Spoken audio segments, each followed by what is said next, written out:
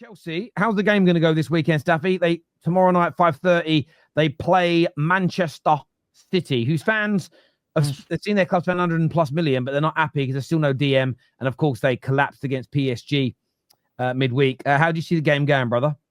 That collapse was ridiculous. Where are they playing again? They're in Etihad. Is it the Etihad? Oh, it's away for. Oh yeah. Chelsea lost the first game of the season. I guess. Yeah. I think it was against City at home. Yeah, bro. I'm not gonna lie. It's a weird matchup now because I think Chelsea did very well at some part of the season where they just won like 5 in a row, and now they struggled. I think like to get a win, and then in the next 5, and then obviously they just beat Wolves on Monday. And that wasn't it wasn't the best game for them, but they got the job done. And now you're looking at City. I felt like City were building some momentum. They're getting some wins again. They're getting Phil Foden back in form. He had like what 5 GA in like 3 games. And who did they smash like 6-0?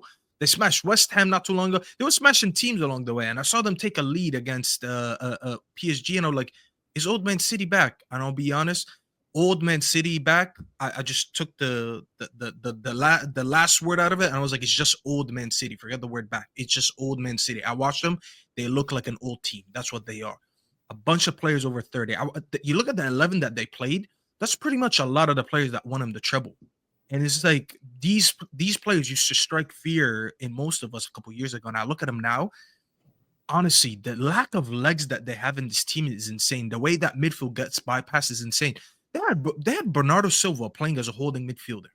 It was him and Kovacic holding the midfield together. And I'm looking at that and I'm like, brother, this team on the transition is going to get absolutely killed. And they did. And I've never seen a Pep team go up 2-0 in the second half and then still lose the game, let alone lose it 4-2. Absolutely insane. You know, this team is just so oh my god, this team is so overdue a rebuild. And some of the signings, I was listening to Man City fans today earlier, looking at some of their content, whatever, and they're very not happy with the signings that they're making because Kyle Walker went to AC Milan. They didn't get a new right back in. They got 2 good young and upcoming center backs, Casanova and Vitor Reyes, but they're ones for the future. They're pretty much the only signing that's for the now is Omar Mermoush. And yeah, I think it'll help them get some goals. I think when they're being wasteful in so many games, Nubbin spoke about this a lot on this channel, talking about how many times they go into games and they have like an insane amount of XG and chances created and they don't convert them. They end up losing. I think it will help them with that, but that midfield, oh my god, it's just so bad. And their only option is to get Douglas Luiz on a loan. And I'm not gonna lie, I like Douglas Luiz, but I don't think that will be enough. Chelsea go into tomorrow. Listen, Chelsea have been playing bad, but I'm not gonna lie, I might slightly favor Chelsea tomorrow and go against the grain. I know now that you told me that the game is away, but I look at the Chelsea midfield. Caicedo is gonna run that show, in my opinion. I don't think they have anyone that's gonna be able to compete with Caicedo on a physical level. If they keep the ball, Manchester City, I think Chelsea will have the transition on them. And even if Chelsea keep the ball, I think they'll do enough damage. And I believe right now, and someone reminded me in the comment, Diaz I believe is going to be out as well. So that's less depth that they have in the back line. I'll be honest, this Manchester City team, if I'm a Manchester City fan, I should be really worried. I'd be really worried going into this game, and I would be really worried for the rest of the season because this midfield, I think tomorrow they're going to get out-muscled by that Chelsea midfield. They haven't been the best recently. I get it. They've had Lavia injured and all that. But the options that they have between Caicedo, between Enzo, between Palmer, they do have better options right now in the midfield to at least physically dominate them. So I think it might be a rough day for City tomorrow, I'll be honest. And I might, as I said, edge Chelsea to win this. It's a hard one to call you. I don't know, man, if I'd be so confident. I'm still not confident in this Chelsea side. You know what I mean? How do you see it?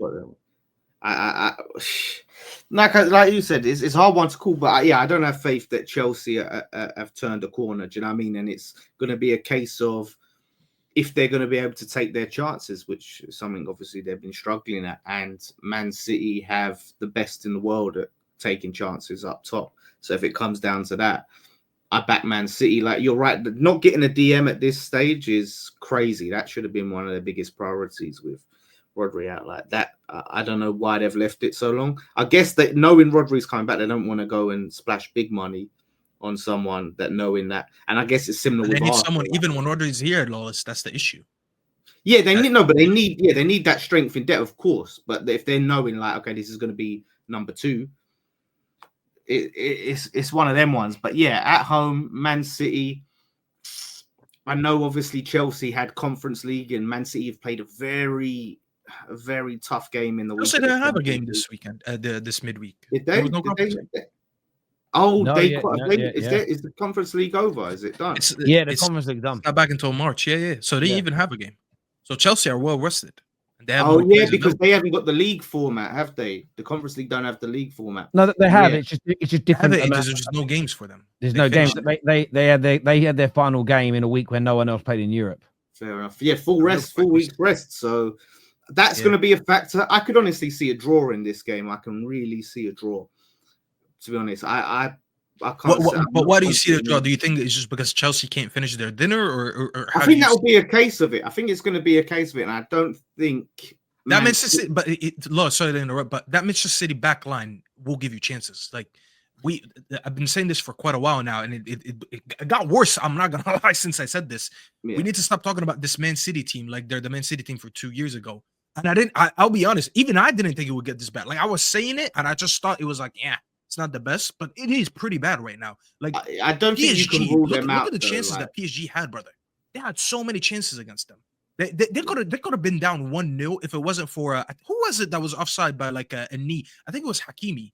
Hakimi was off by like his knee. His knee was literally offside. Nuno was offside by like a knee, and Hakimi put it away. Yeah, there you go. Nuno mentioned. But it was there will be chances, Lawless, and that's what I'm saying. It's also the fact that we're 2-0 up, and let's not forget they were 3-0 up against Feyenoord. They were 2-0 up a few weeks ago against Brentford. They have collapsed. They were 1-0 up with 3 minutes to go against Man United and lost 2-1. The vulnerability in this City team, I think they'll score some goals against Chelsea because Chelsea's back line has been leaky.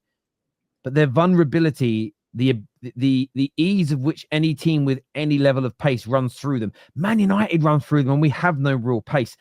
If they start this game with their speedy front men on, Chelsea could run riot. Spurs went there and scored 4 goals. Chelsea genuinely could do the same. And I thought that City were building a little bit of confidence with that run of games where they were being unbeaten. And I feel it wasn't just that PSG beat them. It isn't just the PSG scored 4. It was leading 2-0 and they couldn't control the game. And that is the most un-City like performance I've ever seen. 2-0 up and they couldn't control the game. But it isn't the first time this season it's happened. And when they did it against Feyenoord, it was blamed on bringing on the youngsters. When they did it against Man United, it was blamed on it being a derby. Brentford, it kind of went under the radar. I don't know who else lost on that day or around that time that got more attention, but it went under the radar that they collapsed after taking a 2-0 lead very late in the game. They took a very early second half 2-0 lead and then collapsed. And by the way, from the minute they conceded that first goal against PSG, they barely laid a glove back on them afterwards. And I feel as long as they don't miss their chances, Chelsea, as long as they take an early chance or two that they will get, they win.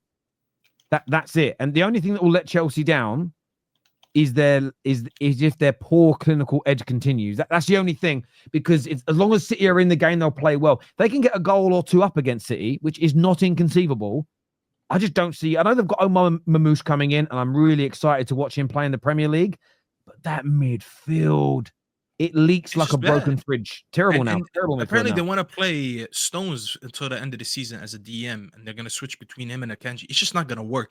It is reaching a point, Terry, to add to your point here.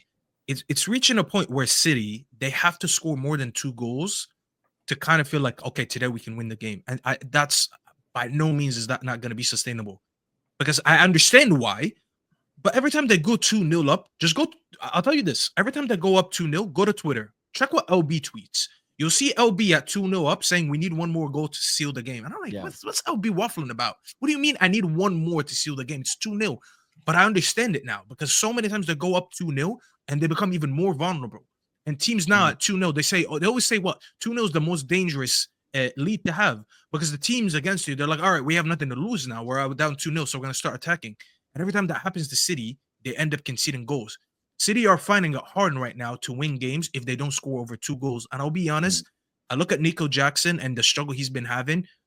I do fancy him to get a goal in this game. If there's a game for him, no, I swear, I'm not even dissing him. No, I agree. If there's a game for him to get back, it's probably going to be this one because he will be afforded chances.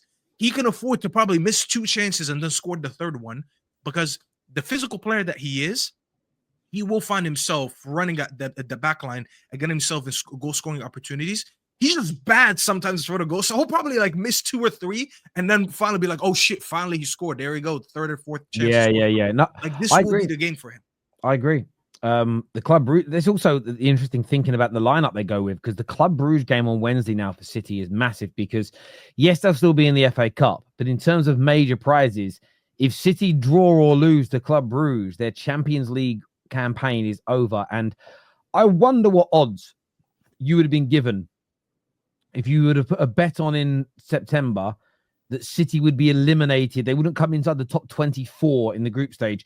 I reckon you'd have got about 2,000 or 3,000 to 1, if not more. I think the odds you would have got would have been gargantuan. It will be that big of, but that also would show the size of the failure if they don't do it. It's to not finish, even in years where good teams have gone out in the group stages of the Champions League.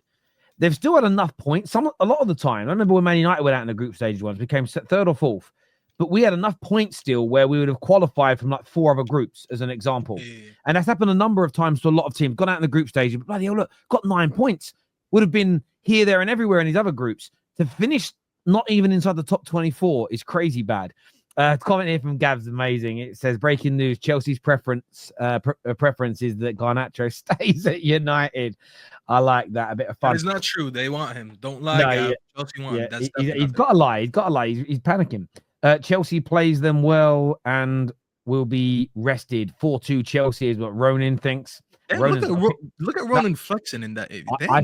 I streamed with Ronan the other day. He doesn't live far from you. Big geezer.